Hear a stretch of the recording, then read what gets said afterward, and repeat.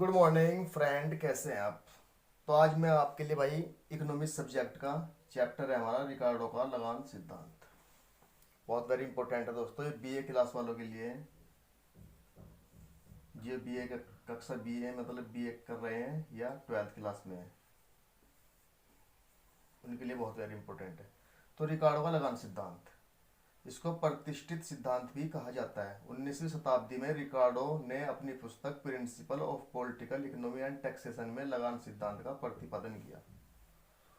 तो भाई कौन सी पुस्तक है?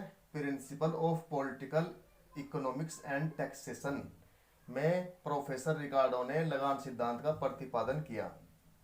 रिकार्डो के अनुसार लगान भूमि की उपज का वह भाग है जो मौलिक तथा अविनाशी शक्तियों के उपयोग के लिए भूस्वामी को दिया जाता है।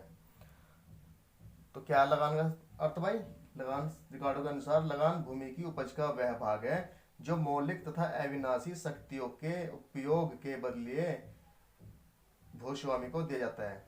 तो उसकी मान्यताएं: भूमि की पूर्ति सीमित होती है। नंबर 2, भूमि मौलिक और अविनाशी होती है। नंबर 3, पूर्ण प्रतियोगिता पाई जाती है। नंबर 4, जनसंख्या बढ़ती है। नंबर 5, उत्पत्ति ह्रास नियम होता है भाई इसके, उसमें मान्यताओं मतलब रिकार्डो के लगान सिद्धांत की मान्यताएं हैं। लगान केवल भूमि से ही प्राप्त होता है। लगान जो है केवल भूमि से ही प्राप्त होता है।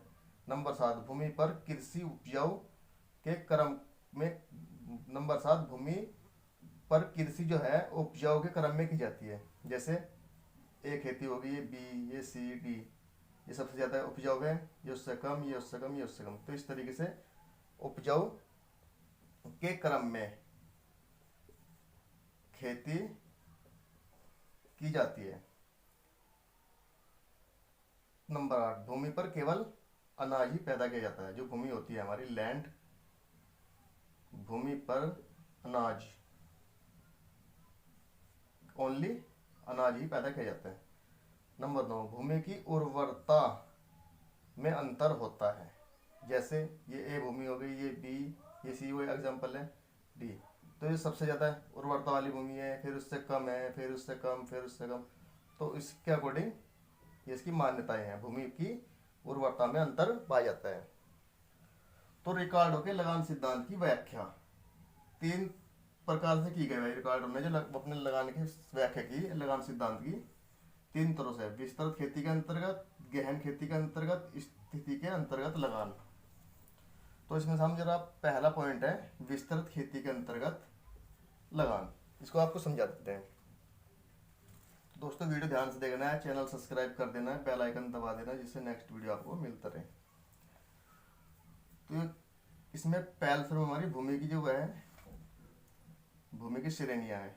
ए भूमि, बी, सी, डी, ई। इसमें हमारा उत्पादन अनाज का 200, 1600, 120, 80, 40। जो हमारी टोटल क्या है भाई? लागत है 40। ये कीमत रुपए में 10, ये कीमत का हिसाब दिया गया है। तो भौतिक लगान, ये भौतिक लगान है, ये रुपयों में लगान। तो सबसे पहले जो हमारा क्या है, ए भूमि, जो मतलब कि सबसे पहले जो सबसे उपजाऊ भूमि पर खेती की जाती है रिकार्डो के अनुसार। तो ए भूमि सबसे उपजाऊ है हमारी। तो कितना पर उत्पादन हो रहा है इस पर? 200। तो 200, अरे भाई ये कितनी हमारी लागत? 40। तो यहाँ कितना बचा हमारा? 160। तो इससे जो लगान प्राप्त हो रहा है वो 160 है। फिर हम दूसरी भूमि पर खेती करते हैं भाई, अब दूसरे नंबर की भूमि पर। तो ये मतलब कि अनाज जो उत्पादन हमारा घट जाएगा दूसरी भूमि पे, जो लगान हमारा वो 160 हो जाएगा। तो 160 माइनस 40, लगान हो गया हमारा 120। तो फिर सी भूमि पर खेती की जाती है। सी भूमि पर 120 मतलब इसमें कितना 80 हो गया। डी भूमि पर 40। जो हमारी ई भूमि है इस पर हमारा 0 लगान प्राप्त होगा, क्योंकि लगान कौन कौन सी हमारा क्या है? रेखा चित्र, ये तालिका है हमारी। तालिका क्या प्रदर्शित कर रही है भाई? सबसे पहले ए भूमि पर खेती की, फिर बी पर की, फिर सी पर। तो 3 भूमि जो है 4, ये इन पर लगान प्राप्त होगा। ई भूमि पर लगान प्राप्त नहीं होगा, क्योंकि इसकी जो उर्वरता मतलब सबसे कम उपजाऊ सबसे कम उपजाऊ भूमि है, इसको बोलते हैं सीमांत सीमांत भूमि। तो फिर ये रेखा चित्र है इसका, ऐसे इसमें होता है, मतलब यहाँ तक 80 तक, यहाँ तक तो हमारा लगान प्राप्त हो रहा है, यहाँ पे हमारा लगान प्राप्त नहीं होगा। इसको बोलते हैं हम सीमांत भूमि, इसको बोलते हैं, इसको ये जो लगान प्राप्त नहीं हो रहा इसको बोलते हैं हम सीमांत भूमि।